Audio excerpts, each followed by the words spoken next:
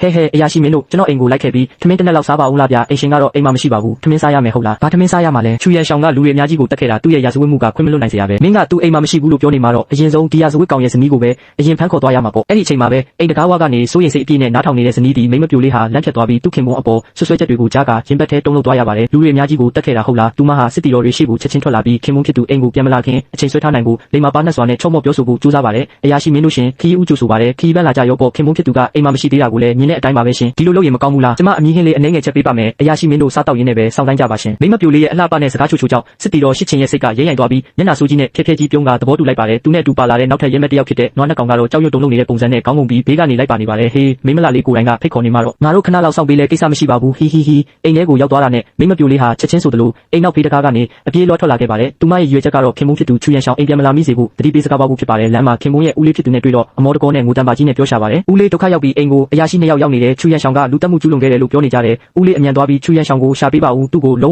ံးဝအိမ်ပြန်မလာခိုင်းပါနဲ့ဦးလေးဖြစ်သူဟာလူတက်မှုဆိုတဲ့စကားကိုကြားလိုက်ရတဲ့အခါမျက်လုံးအစုံပြည့်ကျဲသွားပြီးကြီးမားတဲ့လျှို့ဝှက်ချက်တစ်ခုပေါက်ကြားသွားပြီလားဆိုပြီးထိတ်လန့်သွားပါတယ်လူတက်မှုဟုတ်လားဒါဆိုအပေါင်ဆိုင်ကကိစ္စတွေပေါက်ကြားသွားတာများလားဦးလေးဖြစ်သူဟာညီလေးကိုအတင်းမောင်းနေပြီးရွာပြင်ကိုထွက်ပြေးဖို့ကြိုးစားနေတဲ့ချူရန်ရှောင်းကိုလမ်းမှာမမိအောင်အပြေးလွှားသွားရောက်တာစီပါတယ်အသက်ကိုမနှဲရှူရင်လှဲနာကိုကပ်ပြီးတတိပေးလိုက်ပါတယ်ချူလေးရေမကောင်းတော့ဘူးပြဿနာကြီးတက်ပြီးဟဲ့ချူရန်ရှောင်းဟာဦးလေးဖြစ်သူရဲ့တုံးလုံးမှုကိုမြင်တော့လှဲပေါ်ကနေဆင်းပြီးစိတ်အေးထားဖို့ပြောရှာပါတယ်ဦးလေးစိတ်မလောပါနဲ့ဘာကိစ္စဖြစ်လို့လဲဗျဦးလေးဖြစ်သူဟာဘေးပတ်ဝန်းကျင်ကိုဝေးကြည့်ပြီးဘယ်သူမှမကြားအောင်ချူရန်ရှောင်းရဲ့နာနာကိုကတ်လို့တိုးလေးကတုံကရင်နဲ့တတိပေးစကားပြောလိုက်ပါတယ်အိမ်ကိုအစိုးရစစ်တီတွေရောက်နေတယ်မင်းလူတက်မှုကျူးလွန်ထားတယ်လို့ဆွဆွဲပြီးလာဖမ်းတာဒီစကားကိုကြားလိုက်ရတဲ့အခါချူရန်ရှောင်းရဲ့မျက်ခုံးအစုံဟာတွန့်ချိုးသွားပြီးစိတ်ထဲမှာအဖြစ်အပျက်တွေကိုအမြန်ဆုံးတုံးတက်ပါတော့တယ်သူ့မျက်ဝန်းတွေကထက်မြက်ပြီးတစုံတစ်ခုကိုကြံစီနေပုံရပါတယ်အပေါင်ဆိုင်လားဒါမှမဟုတ်လောင်းကစားဝိုင်းလားအပေါင်ဆိုင်ကကိစ္စကတော့မိုးတဲထန်စွာရွာသုံးပြီးကလေးကဘယ်သူမှမသိနိုင်တော့တာဒါဆိုတဲလောင်းကစားဝိုင်းကလူတွေကတက်တေချန်ထားခဲ့တာလားဒါပေမဲ့ငါမှအခင်းဖြစ်ပွားချိန်ကတခြားနေရာမှာရှိနေတဲ့တက်တေခိုင်လုံရှိနေတာပဲဒီကိစ္စကထင်တယ်လို့မယိုးရှင်းဘူးချူရန်ရှောင်းဟာအကြောက်လက်မရှိပဲရဲဝံနဲ့ပဲအိမ်ကိုပြန်ပြီးအခြေအနေကိုရင်ဆိုင်ဖို့ဆုံးဖြတ်လိုက်ပါတယ်ကဲတွားကြဆိုအိမ်ပြန်မဲ့ဦးလေးဖြစ်သူကတော့သူ့ဖြစ်သူရဲ့ဆုံးဖြတ်ချက်ကိုကြားပြီးပြတလဲနဲ့တားဆီးပါတော့တယ်အိမ်ပြန်မဲ့ဟုတ်လားသူမောင်ရအိမ်ပြန်ရင်သူတို့ဖမ်းဆီးတာကိုခံရမှာပေါ့ဦးလေးကျွန်တော်တို့ဘာဥပဒေမှမချိုးဖောက်ထားဘူးဘာကိုကြောက်နေရမှာလဲဒါနဲ့ဒီမဟာမင်းဆက်မှာတရားဥပဒေဆိုတာမရှိတော့ဘူးလို့ထင်နေတာလားချူရန်ရှောင်းဟာအိမ်ရှိကိုရဲဝံခြေလမ်းကျဲကြီးတွေနဲ့ရှောက်လန်းလာခဲ့ပါတယ်အိမ်ရှိမှာစောင့်နေတဲ့အရာရှိနှစ်ယောက်ကိုမြင်တော့သူဟာပြုံးလေးနဲ့ပဲစကားဆိုလိုက်ပါတယ်အိုးအရာရှိမင်းနှစ်ပါမင်္ဂလာပါကျွန်တော်ကိုရှာနေတယ်လို့ကြားလို့ပါရဲမက်နွားနှစ်ကောင်ဟာချူရန်ရှောင်းကိုတေချာစိုက်ကြည့်ပြီးမေးမြန်းလိုက်ပါတယ်မင်းကချူရန်ရှောင်းလားမှန်ပါတယ်ကျွန်တော်ပါပဲကောင်းပြီငါကချင်းညူမြို့နယ်ရဲ့ရဲမက်နွားနှစ်ကောင်ဖြစ်တယ်ဒီလရှိရက်နေတုန်းကမင်းဘယ်မှာရှိနေလဲဟာအရာရှိမင်းဘာကိစ္စမို့လို့လဲဗျာကျွန်တော်ကအသက်20ကျော်လာတဲ့အထိဥပဒေကိုယူတည်လိုက်နာတဲ့နိုင်ငံသားကောင်းတစ်ယောက်ပါကျွန်တော်ဘယ်နေရာမှာကောင်းမှုပြုမိလို့အရာရှိမင်းကကျွန်တော်ကိုဆုလက်ပေးဖို့ခေါ်သွားမလို့လဲခင်ဗျာချူရန်ရှောင်းရဲ့တည်ငြိမ်ပြီးဟာတာနောတဲ့စကားကြောင့်ရဲမက်နွားနှစ်ကောင်ဟာစိတ်ထဲမှာဇဝေဇဝါဖြစ်သွားပါတယ်သူထင်ထားတဲ့ရက်ဆက်ကြမ်းကြုတ်တဲ့လူသက်သမားပုံစံနဲ့ဒီနုပြိုတဲ့လူငယ်လေးကလုံးဝကွဲပြားနေလို့ပါပဲငါတို့လူမဖမ်းမိတာလားသူ့ပုံစံကကြက်တကောင်ကိုတောင်တတ်နိုင်တဲ့အင်အားရှိပုံမရဘူးဒါကသတင်းပေးချက်ထဲကတိုင်းပညာမြင့်မာပြီးဝါရင်ရက်ဆက်တဲ့လူသက်သမားနဲ့လုံးဝမကိုက်ညီဘူးပဲဒါပေမဲ့ဥပဒေအရမေးမြန်းရမှာဖြစ်လို့နွားနှစ်ကောင်ဟာလေတန်းကိုပြန်တင်းပြီးမေးလိုက်ပါတယ်ဒီလရှိရက်နေတုန်းကမင်းတို့ရွာကမာဆန်းဟဲဆန်းနဲ့လောင်းကစားတိုင်ကလူအချို့တောအုပ်ထဲမှာရဲဆက်အသက်ခံခဲ့ရတယ်ဒါကမင်းနဲ့ပတ်သက်မှုရှိမရှိပြောစမ်းရှိရက်နေဟုတ်လားရှိရက်နေတုန်းကတော့ကျွန်တော်အိမ်နောက်ဖေးတောင်ပေါ်မှာတောဝက်လိုက်ပြနေတာလေဒါကိုရွာသားအားလုံးတက်တည်ခံပေးနိုင်ပါတယ်ရွာသားတယောက်ကလည်းဘေးကနေချက်ချင်းဝင်ရောက်ထောက်ခံပေးရှာပါတယ်ဟုတ်ပါတယ်ဗျာရှိရက်နေတုန်းကနေ့လယ်ပိုင်းမှာတင်တောဝက်ကိုပြစ်ခတ်ဖမ်းဆီးလာခဲ့တာပြီးတော့တနေ့လုံးကျွန်တော်တို့ဒီနေရာမှာပဲထမင်းအတူစားနေကြတာတရွာလုံးဘယ်သူမှရွာပြင်မထွက်ခဲ့ပါဘူးရဲမက်နွားနှစ်ကောင်ဟာအသက်ခံရတဲ့အထက်ကရှစ်ချင်ဆိုသူဟာလောင်းကစားတိုင်ပိုင်ရှင်ဝမ်ဖူကွေရဲ့ခဲအိုဖြစ်နေတာကိုတတိယသွားပြီးဒါကကလဲစားချင်မှုဖြစ်ပြီးသူ့ကိုအတုံးချနေတာကိုရိပ်မိသွားပါတယ်တောဝက်ဖြစ်တယ်ဟုတ်လားမင်းပြောချင်ရပြောနေတာပေါ့ငါနဲ့အတူမြို့နယ်ရုံးကိုလိုက်ခဲ့ငါတို့အကြီးကဲရှိကြမှာရှင်းလင်းပြောတော့ကိစ္စကရှင်းလင်းအောင်မမေးရသေးဘူးမင်းကဘာလို့ဒီလောက်လောနေရတာလဲလူမဖမ်းမိရင်ဘယ်လိုလုပ်မလဲဟဲနွားကြီးငါရောက်ဖတိုင်ပိုင်ရှင်ကပြောထားပြီးသားဒီကောင်ကိုမဖြစ်အောင်ဖမ်းရမယ်မင်းကငါ့ကိုတားချင်တာလားနွားနှစ်ကောင်ဟာအာနာရှိတဲ့လောင်းကစားတိုင်ပိုင်ရှင်ကိုမလွန်ဆန်နိုင်တာကြောင့်စိတ်မကောင်းစွာနဲ့ပဲတက်ပြင်းချပြီးချူရန်ရှောင်းကိုဖမ်းဆီးဖို့ကြိုးကိုထုတ်လိုက်ပါတော့တယ်တွားကြဆိုအဖြစ်မကင်းပေမဲ့စိတ်မကောင်းပါဘူးဗျာချူရန်ရှောင်းရဲ့လက်နှစ်ဖက်ကိုကြိုးနဲ့တုံနှောင်းလိုက်တဲ့အချိန်မှာပဲဇနီးဒီမိမပြိုလေးဟာအိမ်ထဲကပြေးထွက်လာပြီးငိုယိုကတားဆီးပါတော့တယ်လင်းယောက်ျားရဲ့မလိုက်သွားပါနဲ့ရှင်စိတ်အေးထားပြီးအိမ်မှာပဲစောင့်နေပါကိုတို့စိတ်ကူးထဲမှာတော့မကောင်းမှုမလုပ်ခဲ့ရင်ဘာတရေတစေကိုမှကြောက်နေစရာမလိုပါဘူးချူရန်ရှောင်းဟာရဲဝံနဲ့ပဲရဲမက်တွေရဲ့ဖမ်းဆီးခေါ်ဆောင်ရာနောက်ကိုလိုက်ပါသွားပါတော့တယ်ရွာပြင်ကလမ်းမကြီးပေါ်နေဝင်ရိုးကြီးအချိန်မှာစစ်သားနှစ်ဦးဟာအခန်းခံထားရတဲ့လူငယ်ကိုအလဲမှာထားပြီးလမ်းလျှောက်ခေါ်လာကြပါတယ်ထို့အချိန်မှာပဲသူတို့ရဲ့အနောက်ကနေဖုံးတစ်ထောင်တောင်းထက်ကအရှိန်အဟုန်နဲ့မောင်းနေလာတဲ့စိန်ခံမြင်းလဲအုပ်စုကြီးရောက်ရှိလာပါတယ်မြင်းလဲကိုစောင့်ကြည့်နေတဲ့တပ်သားတအူးဟာအံ့ဩတုန်လှုပ်စွာနဲ့ရေရွတ်လိုက်မိတယ်ဒီလောက်သားနားထဲဝါတဲ့မြင်းလဲကြီးကဘာဖြစ်လို့ဒီလိုငှက်တောင်မနာတဲ့တောခေါင်ကောင်အရက်ဒေတာကိုရောက်လာရတာလဲထို့အချိန်မှာပဲစိန်ခံမြင်းလဲရဲ့လိုက်ကပွင့်သွားဟာပြီးဝါတုတ်နဲ့တထေးကြီးတအူးပေါ်လာပါတယ်သူဟာမြေပြင်ကအဖမ်းခံထားရတဲ့ချူယုံရှောင်းကိုမြင်လိုက်တာနဲ့ရင်းနှီးတဲ့လေတံနဲ့နှုတ်ဆက်လိုက်ပါတယ်ဟင်ညီကိုချူကမင်းပဲလေအနောက်မှာလည်းအစိုးရတပ်သားနှစ်ယောက်နဲ့ပါလားဒါကိုကြတော့ရှေ့ကတပ်သားကြီးကချက်ချင်းပဲလက်အုပ်ချပြီးရိုးတေနဲ့တုတ်ပြန်လိုက်တယ်ဒီကလူကြီးမင်းဒီလူဟာလူတက်မှုကျူးလွန်ထားတဲ့တရားခံကြီးဖြစ်ပါတယ်ကျွန်တော်တို့ကသူ့ကိုစစ်ဆေးမင်းမြန်းဖို့ရုံးတော်ကိုဖမ်းဆီးခေါ်ဆောင်သွားတာပါတထေးကြီးဟာမျက်ခုံးပစ်လိုက်ပြီးအဖမ်းခံထားရတဲ့ချူဆိုတဲ့လူငယ်ကိုလှမ်းကြည့်ကမေးလိုက်ပြန်တယ်ညီကိုချူမင်းကလူတက်ခဲ့တာလားဘသူကိုတက်လိုက်တာလဲလူငယ်လေးချူကတော့ခက်အေးအေးပဲပြုံးလိုက်ပြီးသူ့ရဲ့ကျိုးတုပ်ထားတဲ့လက်တွေကိုပြကတရောတလို့ပြောလိုက်ပါတယ်တထေးကြီးကျိုးကျွန်တော်လက်တွေကိုပဲကြည့်ပါဦးကြက်တကောင်ကိုတောင်တက်ဖို့အင်အားမရှိတဲ့ကျွန်တော်ကလူတက်နိုင်ပါမလားဗျာသူ့ရဲ့စကားကြောင့်တပ်သားတွေဟာဒေါသထွက်သွားကြပေမဲ့တထေးကြီးကတော့အခြေအနေကိုရေမောပြီးပေါ့ပပပဲသဘောထားလိုက်ပါတယ်ညီကိုချူငါ့ကိုလာနောက်မနေပါနဲ့လူတယောက်တက်တာပဲမဟုတ်လားမင်းတို့ကတော့တက်ပြီးရင်ပြီးရပဲလေဒီလူကိုရုံးတော်အထိခေါ်သွားစရာမလိုပါဘူးငါလက်ထဲပဲအပ်လိုက်ပါတထေးကြီးရဲ့စကားကြောင့်တပ်သားကြီးဟာမျက်နှာပြတ်သွားပြီးဓာယိုးကိုကိုင်ကပြက်တားဆီးလိုက်ပါတယ်လူကြီးမင်းဒီလူကတကယ်လူတက်သမားပါကျွန်တော်တို့ကိုအကြက်ရိုက်အောင်မလုပ်ပါနဲ့ဒါနဲ့လူကြီးမင်းကဘယ်သူမို့လို့လဲတထေးကြီးဟာသူ့ကိုရိုးတန်းတန်းတပ်သားတယောက်ကပြန်လဲစောရကတက်တာကိုမကြိုက်တဲ့အတွက် အတွက်မျက်နှာထားချက်ချင်းပြောင်းသွားပြီးအမိတ်ပေးလိုက်ပါတယ်ဟင်းမင်းကငါ့ကိုတော့မသိရအောင်မျက်စိမရှိဘူးပဲဟေးကောင်းတွေသူ့ပါးကိုရိုက်ဆန်းချက်ချင်းဆိုသလိုပဲမမြင်ကွယ်ရာကနေရောက်လာတဲ့အရှိန်ဟုန်ပြင်းတဲ့ရိုက်ချက်တစ်ခုကြောင့်တပ်သားကြီးဟာလွင့်စင်ပြီးမြေပြင်ပေါ်ကိုလဲကျသွားပါတယ်တပ်သားကြီးဟာပါဇက်ကသွေးတွေကိုတုပ်ရင်းဒေါသတလူလူနဲ့ဓာတ်ကိုဆွဲထုတ်လိုက်ပါတော့တယ်မင်းကအစိုးရတပ်သားကိုတောင်စော်ကားရဲတယ်ပေါ့မင်းရဲ့တက်ရှင်ရတာညှိငွေ့နေပြီထင်တယ်ဒီနေ့မင်းဘယ်သူပဲဖြစ်ဖြစ်ငါဓာတ်စာမိစေရမယ်ဒီချင်းညွနယ်မှာမင်းကိုငါအဆက်မခွဲနိုင်ခဲ့ရင်ငါနာမည်ဘာချီမဟုတ်ဘူးမြူအားမင်းပါရက်ကြည့်နေတာလေရွာထဲပြန်ပြီးလူသွားခေါ်ချေဒေါသတွေအလိမ့်လိုက်ထွက်နေပြီးမျက်လုံးတွေပါหนีရဲနေတဲ့လူမိုက်ကောင်းဆောင်ဘာချီဟာသူ့ရဲ့ဓာကြီးကိုဝေယမ်းရင်းနဲ့လမ်းမထက်မှာအော်ဟစ်ဆဲဆိုနေပါတယ်သူ့ရဲ့ဘေးနားမှာတော့ကြောက်တူးတုံနေတဲ့တပည့်ဖြစ်သူမြူအားကတော့ရွာထဲကိုလူခေါ်ဖို့အသေးအတန်ပြေးသွားပါတော့တယ်ဒီမြင်ကွင်းကိုကြည့်ပြီးညက်ထားပေးမှာရက်နေတဲ့ဝဝတုတ်တုံနဲ့တထေးကြီးကျိုးကတော့လှောင်ပြုံပြုံရင်းဟာဒီကောင်လေးကတော်တော်လေးတောက်ကြွတန်တာပဲကဲမင်းလူသွားခေါ်တာကိုငါဒီကနေစောင့်နေပေးမယ်မြန်လုံတော်လိုရေမောပြီးအေးလူလူပဲစိန်ခေါ်လိုက်ပါတယ်အဲ့ဒီအချိန်မှာပဲစိန်ခံမြင်ရထားရဲ့လိုက်ကပိတ်ထားတဲ့သတင်းပေါက်စီကနေတည်ငြိမ်ပြီးဩဇာညောင်းတဲ့အတန်ထွက်ပေါ်လာပါတယ်ဦးလေးကျိုးဘာကိစ္စကြောင့်ခီးဖြစ်နေရတာလဲမြင်ရထားတကားပွင့်သွားတဲ့အခါမှာတော့တော်ဝင်မင်းသားတစ်ပါးလိုလူငယ်လေးတစ်ယောက်ထွက်လာခဲ့ပါတယ်တထေးကြီးကျိုးကကြပြကြရနဲ့ပဲတခင်လေးဒီလူကတော့ကျွန်တော်တခင်လေးကိုပြောပြခဲ့တဲ့ချူယွန်းရှောင်းဆိုတဲ့လူပါသူကတော့ပြဿနာအချိုးနဲ့ရင်ဆိုင်နေရတဲ့ပုံမှာပဲလို့နှိမ့်ချစွာတင်ပြလိုက်ပါတယ်အဲ့ဒီနောက်ကျိုးတုတ်ခံထားရတဲ့ချူယွန်းရှောင်းကတည်ငြိမ်တဲ့မျက်နှာထားနဲ့တထေးကြီးကျိုးဒီတခင်လေးကဘယ်သူလဲခင်ဗျာလို့မေးမြန်းလိုက်တဲ့အခါတထေးကြီးကျိုးကဂုံယူဝင်းကြွားစွာနဲ့ညီမင်းချူဒီတခင်လေးကတော့ကျွန်တော်အိမ်ကတခင်လေးကျိုးဟန်ပဲဖြစ်ပါတယ်လို့မိတ်ဆက်ပေးခဲ့ပါတယ်ချူယွန်းရှောင်းဟာကျိုးဟန်ကိုတေချာစိုက်ကြည့်ပြီးလက်အုပ်ချီနှုတ်ဆက်လိုက်ပါတယ်ကျွန်းတော်ခေါင်းဆောင်နဲ့ချူယွန်းရှောင်းတခင်လေးကျိုးကိုကာရဝပြုပါတယ်ဒီမြင်ကွင်းကိုဘေးကနေကြည့်နေတဲ့လူမိုက်ခေါင်းဆောင်ဘာချီတယောက်ရင်ထဲမှာထိတ်ခနဲ့ဖြစ်သွားပါတယ်ဒီလူငယ်ရဲ့အရှိန်အဝါကတာမန်မဟုတ်ဘူးချင်းယုံမျိုးရဲ့အကြီးမားဆုံးစားကုန်တဲ့ကြီးဖြစ်တဲ့ကျူမီသားစုရဲ့တခင်လေးကိုယ်တိုင်ကတော့သူ့ကိုဒီလောက်အလေးညက်ထားယူတည်နေရတယ်ဆိုရင်ဒီကောင်လေးရဲ့နောက်ကျောင်းကတော်တော်လေးကိုမသေးလာဘူးပဲလို့ဆိုရင်စိတ်ဝင်လာမိပါတယ်ကျိုးဟန်ကလည်းရင်ကျေးစွာပဲလက်ပြန်နှုတ်ဆက်ရင်ညီမင်းချူကအာနာစရာကြီးပြဒီတစ်ခေါက်လာခဲ့တာကနောက်ဆက်တလို့ဖြစ်သွားပြီလို့ဆိုပါတယ်ချူယွန်းရှောင်းကတော့စိတ်ထဲကနေ3လကြာမှပြန်လာမယ်လို့ချိန်ထားတာမဟုတ်ဘူးလားဘာလို့စောစောစီးစီးရောက်လာရတာလဲလို့တွေးတောနေမိပါတယ်တထေးကြီးကျိုးကဆက်ပြီးတခင်လေးချူညီမင်းစီကရခဲ့တဲ့ယတနာကိုတခင်လေးကိုပြလိုက်တော့တခင်လေးကမဆောင်နိုင်တော့ပဲချက်ချင်းအပြေးလွှားလာတွေ့တာပြရုတ်တရက်ဆန်သွားရင်ခွင့်လွှတ်ပါလို့ဆိုပါတယ်ချူယွန်းရှောင်းကမြင်သားစွာပြုံးလိုက်ပြီးကိစ္စမရှိပါဘူးဒါပေမဲ့ကျွန်တော်ကဘာမှကြိုတင်ပြင်ဆင်မထားရသေးတော့ဒီတစ်ခေါက်တော့လူကြီးမင်းတို့နှစ်ယောက်လက်ပလာနဲ့ပဲပြန်ရလိမ့်မယ်ထင်တယ်လို့ပြောလိုက်ပါတယ်ကျိုးဟန်ကစိတ်မရှိတဲ့ဟန်နဲ့လက်ကပြပြီးရပါတယ်အဲ့ဒါဆိုရင်လေညီမင်းချူပဲရှေ့ကနေလမ်းပြပေးပါမင်းရဲ့အိမ်ကိုသွားပြီးနောက်ဆက်ပရာစီဦးလို့တောင်းဆိုလိုက်ပါတယ်အားလုံးအေးဆေးဆေးစကားပြောပြီးလှည့်ထွက်မဲ့အချိန်မှာပဲရက်လိုက်စမ်းငါရဲ့ချင်းမျိုးနယ်မှာလူကိုရိုက်နှက်ပြီးတာနဲ့ပြေးချင်နေတာလားမင်းတို့ကအသက်ရှင်ရတာညှိငွေ့နေပြီးထင်တယ်ကျေလောင်လာတဲ့အော်ဟစ်တန်ကြီးနဲ့အတူမြေပြင်တစ်ခုလုံးတုံခါသွားရလောက်အောင်ကြီးမားတဲ့လူမဲကြီးတစ်ယောက်နဲ့လူမိုက်တစုလမ်းပိတ်ပြီးရောက်ရှိလာပါတယ်သူတို့ဟာဓာတ်ဝစ်စုံဓာတ်ဝစ်တက်တော်ဆောင်တွေနဲ့ကျိုးဟန်တို့ဖွဲ့ကိုဝိုင်းထားလိုက်ပါတယ်လူမိုက်တွေတဲကတယောက်ကတခင်လေးကိုစော်ကားတဲ့ကောင်တွေကိုတယောက်မကြံတက်ပြစ်လို့ကျုံးဝလိုက်တဲ့အခါဝတ်တုတ်ကြီးကလှောင်ပြောင်ပြီးအိုဟိုတက်ပြစ်ရမယ်ဟုတ်လားမင်းကိုမင်းအေကရမင်းမြတ်များမှတ်နေလားလို့ပြန်ပြောလိုက်ပါတယ်ကျိုးဟန်ရဲ့တက်တော်ဆောင်ကောင်းဆောင်ကတည်ငြိမ်လုံးနဲ့မျက်နှာထားနဲ့ငါတို့တခင်လေးကိုစော်ကားတဲ့သူမှန်သမျှတေတံပဲလို့အမိတ်ပေးလိုက်ပါတယ်လူမိုက်တွေကလည်းမကြောက်မရွံ့ပဲရှေ့ကိုတိုးလာတဲ့အခါစက္ကန့်ပိုင်းညသာကြာလိုက်ပါတယ်ဝစ်စုံနဲ့တက်တော်ဆောင်တွေရဲ့တွေးလာတဲ့ဓာတ်ကွက်တွေအောက်မှာလူမိုက်အားလုံးဟာလေပင်ပြက်ပြီးမြေပြင်ပေါ်မှာတွေးအိုင်တဲ့လဲကျတည်ဆုံးသွားပါတော့တယ်မြေမုံတွေလွင့်ပြန်သွားတဲ့အခါပဝန်းကျင်တစ်ခုလုံးတွေးပြန်နေသွားပြီးတိတ်ဆိတ်ခြင်းကလွှမ်းမိုးသွားပါတယ်ကျိုးဟန်ကတွေးအေးနဲ့ပဲချူယွန်းရှောင်းနာကိုရှောက်လာပြီးမင်းဘေးကနေအေးဆေးဆေးကြည့်နေနိုင်တာကိုကြည့်ရင်မင်းကသူတို့နဲ့တဖွဲ့တည်းမဟုတ်ဘူးပဲကဲသွားကြစို့ညီမင်းချူမင်းအိမ်ကိုသွားကြရအောင်လို့ဆိုပါတယ်ချူယွန်းရှောင်းကတော့စိတ်ထဲကနေစကားတခုံးမဟုတ်ပဲလမ်းမထက်မှာလူတွေကိုမျက်တောင်တစ်ချက်မခက်တန်းတက်ပြစ်နိုင်တယ်ဒီကျိုးဟန်ရဲ့နောက်ခံအာဏာကတကယ်ကိုကြောက်စရာကောင်းတာပဲလို့တွေးပြီးထိတ်လန့်သွားရပါတယ်ချူယွန်းရှောင်းရဲ့အိမ်ကိုရောက်တဲ့အခါမှာတော့အိမ်ကတကယ်ကိုဟောင်းနှန်းဆုပ်ပြတက်နေတဲ့ဝါအိမ်လေးတစ်လုံးသာဖြစ်ပါတယ်အိမ်ထဲကနေချူယွန်းရှောင်းရဲ့အမျိုးသမီးလက်ထွက်လာပြီးဧည့်သည်တွေကိုတွေ့တော့အံ့ဩတုန်လှုပ်သွားပါတယ်ချူယွန်းရှောင်းက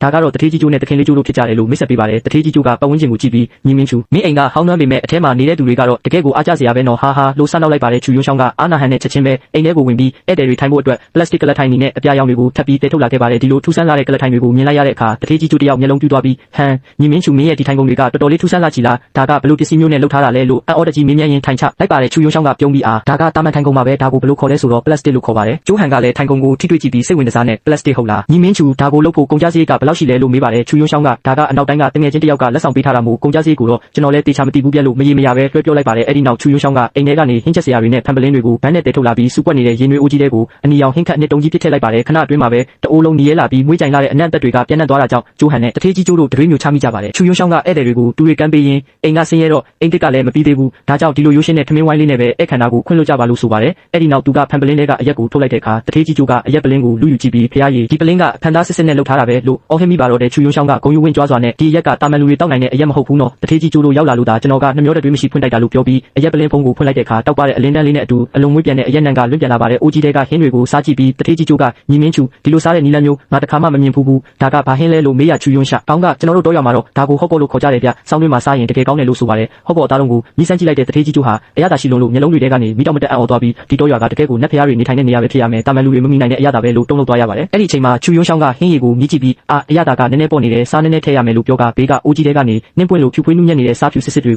ိုလက်နဲ့ကျုံပြီးခတ်ထည့်လိုက်ပါတယ်ဒီမြင်ကွင်းကိုမြင်လိုက်ရတဲ့ကျိုးဟန်တယောက်စက္ကနဲ့ထရက်ပြီးစားဦးကြီးကိုအသေးအတန်လူယူပွေးပိုက်လိုက်ပါတယ်သူ့ရဲ့မျက်လုံးတွေဟာအံ့ဩတုန်လှုပ်မှုကြောင့်အယောင်တွေပြောင်းသွားပြီးဒါကတကယ်ကိုအဆင့်မြင့်စားဖြူစစ်စစ်ပဲညီမင်းချူမင်းရဲ့ဒီစားဖြူတွေကတကယ်ပဲလို့တလောက်ရနိုင်တာလားကုန်ကြစရိတ်ကကောဘယ်လောက်လဲလို့အတန်တုံရင်ရင်နဲ့မေးမြန်းပါတော့တဲ့ချူယွန်းရှောင်းကစိတ်ထဲကနေပြုံးလိုက်ပြီးနောက်ဆုံးတော့မင်းတို့ငါရဲ့အဓိကပြစ်မှတ်ဖြစ်တဲ့စားကုန်တွေမှုစီကိုရောက်လာကြပြီပဲလို့တွေးတော်ရင်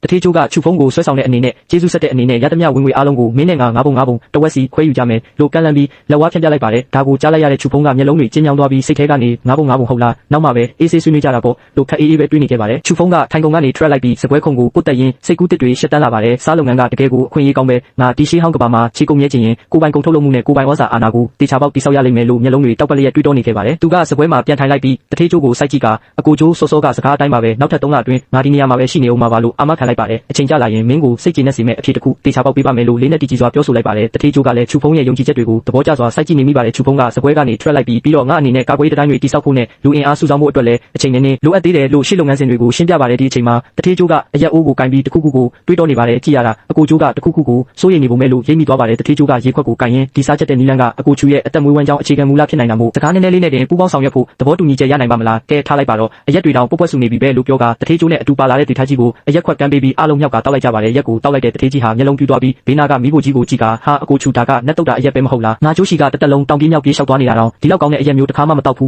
ူးဘေးနာကတက်တော်ဆောင်ကလည်းအသားလုံးကိုကင်ပြီးတခင်လေးချူမင်းရဲ့အရက်ကကောင်းတာတော့ကောင်းပါတယ်ဒါပေမဲ့နည်းနည်းနေတလားလို့အားမလို့အားမရပြောပါတယ်ချူဖုံးကသဘောကျစွာရေမောလိုက်ပြီးဟာဝါအောင်တောက်ဆန်းပါလို့သဘောထားကြီးစွာပြောလိုက်ပါတယ်ရုတ်တရက်အိမ်ဝင်းထဲကိုမြင်းစီသမားတယောက်ဖုံးတစ်ထောင်းနဲ့ဝင်လာပါတယ်မြင်းပေါ်ကဆင်းလာတဲ့တက်တော်ဆောင်ကတထေးကျိုးနာကတ်သွားပြီးတိုးလေးတင်းလာပို့ပါတယ်ချူဖုံးကတော့ဘာမှမသိတယ်လို့ခွက်ကိုကင်ပြီးအကဲခတ်နေပါတယ်တထေးကျိုးကပြုံးလိုက်ပြီးအကိုချူပြဿနာကိုရှင်းလိုက်ပြီးအနည်းဆုံးတော့နောင်ကိုဒီချင်းရွမျိုးမှာမင်းကိုလာရှာပြီးဒုက္ခပေးမဲ့သူရှိတော့မှာမဟုတ်ဘူးအဲ့ဒီဆန်ဟဲလောင်းကစားဝိုင်းကိုလည်းအပီးပိတ်ပစ်လိုက်ပြီးလို့တထေးကျိုးကဆက်ပြောလိုက်တဲ့အခါချူဖုံးဟာတကယ်ကိုအံ့ဩသွားပါတယ်ချူဖုံးကကျေးဇူးတင်တဲ့အမူအရာနဲ့ကျေးဇူးအများကြီးတင်ပါတယ်အကိုကျိုးဒါနဲ့အကိုကျိုးကရိုးရိုးစားကုန်တဲ့တယောက်ပဲတော့မဟုတ်တော့ဘူးနော်လို့စူးစမ်းလိုက်ပါတယ်တထေးကျိုးကသဘောကျစွာရေမောရင်ဟာဘယ်အရာမှအကိုချူမျက်စိကိုမကြောနိုင်ပါလားလို့ဝန်ခံလိုက်ပါတယ်တထေးကျိုးကခွက်ကိုမြောက်ပြီးဒါပေမဲ့အခုကပြောဖို့အချိန်မတန်သေးဘူးဘာပဲဖြစ်ဖြစ်ငါတို့တရားဝင်ပူးပေါင်းဆောင်ရွက်မှုမလုပ်ရသေးဘူးမဟုတ်လားလို့အရှုံးဖောက်ကအရက်ကိုတကြိုက်ထဲမောတောက်လိုက်ပါတယ်နေဝင်ရိုးကြီးအချိန်မှာတော့ချူဖုံးနဲ့တထေးကျိုးတို့လမ်းလျှောက်လာကြပြီးတထေးကျိုးကအကိုချူအချိန်မစောတော့ဘူးငါတို့ချင်းရွမျိုးကိုပြန်ရတော့မယ်လို့နှုတ်ဆက်ပါတယ်ဒီ3လအတွင်းငါချင်းရွမျိုးမှာပဲရှိနေမှာပါဘာပြဿနာပဲရှိငါစီလာပြီးအကူညီတောင်းနိုင်တယ်လို့တထေးကျိုးကလက်ပေါ်မတက်ခင်ချူဖုံးကိုမှာကြားခဲ့ပါတယ်ချူဖုံးကလည်းကုန်ပစ္စည်းအိုးကြီးကိုလက်ဆောင်ဖြစ်ပြန်လဲပေးအပ်လိုက်ပါတယ်ထွက်ခွာသွားတဲ့မြင်းလဲကိုကြည့်ရင်ချူဖုံးကမေးစေးကိုပုတ်တက်ကကြည့်ရတာအရက်ချက်တာကလည်းလမ်းစာကောင်းတစ်ခုပဲဖန်တဲ့ပစ္စည်းတွေကအစပိုင်းမှာပတ်စံအများကြီးရှာပေးနိုင်ပေမဲ့ဈေးကွက်ထဲအများကြီးရောက်လာရင်တန်မိုးကျသွားလိမ့်မယ်ရေရှည်လုပ်ငန်းကိုပဲစဉ်းစားရမယ်လို့စီးပွားရေးဗျူဟာချနေခဲ့ပါတယ်နောက်တစ်နေ့မနက်မှာတော့အိမ်ဆောက်လုပ်ရေးဆရာကြီးချန်ရောက်လာပါတယ်ချူဖုံးကဆရာကြီးချန်မင်းဒီလောက်အချိန်တိကျလိမ့်မယ်လို့မထင်ထားဘူးမနက်စာစားပြီးပြီလားလို့နှုတ်ဆက်ရဆရာကြီးချန်က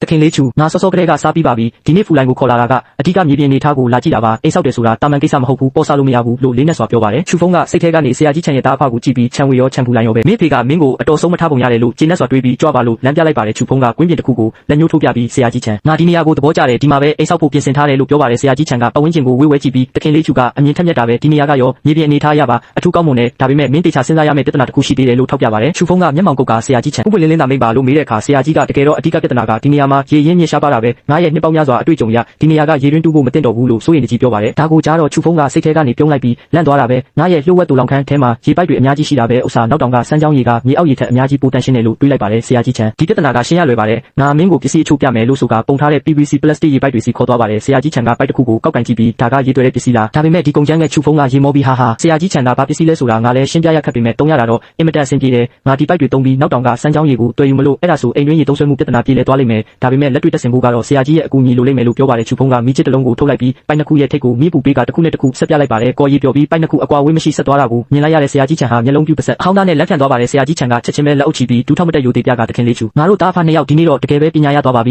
ြီဒီကဘာပေါ်မှာဒီလောက်ညံကောင်းပြီးစမ်းပြတဲ့ပစ္စည်းတွေကိုတီထွင်နိုင်တဲ့သူရှိလိမ့်မယ်လို့မထင်ထားမိဘူးလို့တုံရင်နဲ့ချီကျူးကုန်ပြလိုက်ပါတယ်ချူဖုံးကတော့ပိုက်တွေကိုကြည့်ပြီးစိတ်ထဲကနေနှမျောစရာကောင်းတာကလျှက်စစ်မီမရှိတာပဲမဟုတ်ရင်အိမ်ဆောက်ပြီးတာနဲ့ငါရဲ့တူလန်ကန်တွေကနေအောင်ကြည်စွမ်းရင်သုံးဆိုလာပစ္စည်းတွေကိုထုတ်သုံးပြီးစောင်းတွင်းရေနွေးနဲ့ရေချိုးလို့ရမှာညနေပိုင်းမှာတော့ဟော့ပေါ်အိုကြီးပုတ်ပွက်ဆူနေတဲ့ထမင်းဝိုင်းကိုပြင်ဆင်လိုက်ပါတယ်ချူဖုံးကသူ့ဇနီးတဲ့လေးကိုဆွဲပြီးဝိုင်းမှာအတူထိုင်ခိုင်းတဲ့အခါဆရာကြီးချန်ကမျက်မှောင်ကုတ်ပြီးအမျိုးသမီးတစ်ယောက်ကအမျိုးသားတွေနဲ့ဘယ်လိုလုပ်တဝိုင်းနဲ့ထိုင်စားလို့ရမှာလဲလို့ရှေးရိုးဆွဲဝါဒအတိုင်းကန့်ကွက်ပါတယ်ချူဖုံးကသူ့ဇနီးလေးကိုကျင်းနာစွာကြည့်ပြီးဇနီးဆိုတာအလိုလိုက်ပြီးချစ်ပေးဖို့ရှိတာပဲဘာလို့တဝိုင်းနဲ့မစားနိုင်ရမှာလဲလို့ပြက်ပြက်တတတုတ်ပြန်လိုက်တာကြောင့်ဇနီးတဲ့လေးမှာမျက်ရည်ဝဲမတက်စိတ်လှုပ်ရှားသွားရပါတယ်ထို့နောက်ချူဖုံးကသူ့ရဲ့အကိုဖြစ်သူဟူစီကိုငွေအချို့ပေးအပ်လိုက်ပြီးဟူစီငါအိမ်တစ်ကိုမနှက်ပြန်စတင်ဆောက်လုပ်တော့မယ်မင်းဦးလေးနဲ့အတော်လေးကိုပါခေါ်ပြီးကူညီခိုင်းလိုက်ပါထမင်းဟင်းချက်တာတို့ဝိုင်းကူလုပ်ပေးတာတို့လုပ်ဖို့ပေါ့အဲ့ဒီအချိန်မှာကြေးရွာသားတစ်ယောက်ကမီးလဲကိုစတိုင်ကြကြမောင်းနေပြီးထွက်ခွာသွားတာကိုမြင်တော့ချူဖုံးကဒါကရှေးဟောင်းကဘာရဲ့လမ်းလာချီလာဆိုတဲ့လူငယ်ပဲဖြစ်ရမယ်လို့စိတ်ထဲကနေရေမောတွေးတောမိပါတယ်ချူဖုံးကရွာလူကြီးဦးလေးဝံရဲ့အိမ်ရှိကိုရောက်သွားပြီးဦးလေးဝံအိမ်မှာရှိလားလို့လှမ်းခေါ်လိုက်ပါတယ်တကားပွင့်လာပြီးဦးလေးဝံကချူဖုံးကိုမြင်ချင်းဟောကောင်းစုပ်လေးမင်းဘာမှမဖြစ်ဘူးပဲမနက်ကငါတို့မျိုးကိုသွားတာမင်းကိုမတွေ့လို့စိတ်ပူပြီးပြန်လာခဲ့တာလို့ဝမ်းသာအားရပြောပါတယ်ဦးလေးဝံကဆက်ပြီးတော့မင်းအိမ်ကိုဧည့်သည်ကြီးတွေရောက်နေတယ်လို့ကြားတာနဲ့ငါနဲ့မင်းရဲ့ဦးလေးတို့လည်းဝင်မနောက်ဆက်တော့ဘူးကဲဘာတွေဖြစ်ခဲ့လဲငါ့ကိုအမြန်ပြောစမ်းပါဦးလို့စူးစမ်းမြင်ပါတယ်ချူဖုံးကဟာဘာမှမဖြစ်ပါဘူးလို့အေးဆေးပဲဖြစ်ပါတယ်ဦးလေးဝံကတော့ကြည်ရတာမင်းကူညီမဲ့တထေးနဲ့တွေ့ခဲ့တာပဲငါတို့မျိုးကိုရောက်တော့လောင်းကစားဝိုင်းကြီးချိတ်ပိတ်ခံထားရတာတွေ့လို့ပြန်လာခဲ့တာလို့ဆိုပါတယ်ဦးလေးဝံကချူဖုံးရဲ့ပခုံးကိုပုတ်ပြီးဒါဆိုရင်ကောင်းတာပေါ့ငါတို့မာရှန်ကြီးရွာ ရွာကိုလူကုန်ထံတွေရောက်လာတာရွာရဲ့ကံကောင်းခြင်းပဲမင်းအတွက်လည်းကံကောင်းခြင်းပဲဒါနဲ့မင်းအခုလာတာဘာကိစ္စရှိလို့လဲလို့မေးပါတယ်ချူဖုံးကအိမ်ထဲကဇနီးအစ်စ်လေးကိုလှမ်းကြည့်ပြီးစိတ်ထဲကနေဒီဖိုးကြီးကဇနီးဟောင်းကိုမောင်းထုတ်ပြီးဇနီးအစ်စ်ထက်ရထားတာကိုကျမကြီးတော်တော်ကောင်းတာပဲလို့ကြီးစဲတွေ့တော်ရင်အပြင်ပန်းမှာတော့ဦးလေးဝံအလုံများနေတာဆိုတော့ငါပဲလူရင်းကိုပြောပါမယ်လို့စကားဆက်လိုက်ပါတယ်ချူဖုံးကလက်ဆောင်တက်တာမြကြီးကိုကမ်းပေးရင်ပထမအချက်ကတော့ဦးလေးဝံအတွက်ဂုဏ်ပြုတဲ့သဘောပါဒုတိယချက်ကတော့ငါတို့မာရှန်ကျေးရွာရဲ့ဘယ်နေရာမှာအစားကြောက်တွင်းရှိလဲဆိုတာဦးလေးဝံအနေနဲ့ကူညီကြည့်ရှုပေးဖို့ပါပဲလို့တောင်းဆိုလိုက်ပါတယ်ဒီစကားကိုကြားလိုက်ရတဲ့ဦးလေးဝံကပြုံးနေရကနေနှလုံးကြီးပြူသွားပြီးတုံးလုံးချောက်ချစွာနဲ့အစားကြောက်တွင်းဟုတ်လားမင်းအဲ့ဒီပစ္စည်းကိုယူပြီးဘာလို့မလို့လဲအဲ့ဒါကအစားလို့မရဘူးနော်လူသေးစေနိုင်တယ်လို့တတိပေးလိုက်ပါတော့တယ်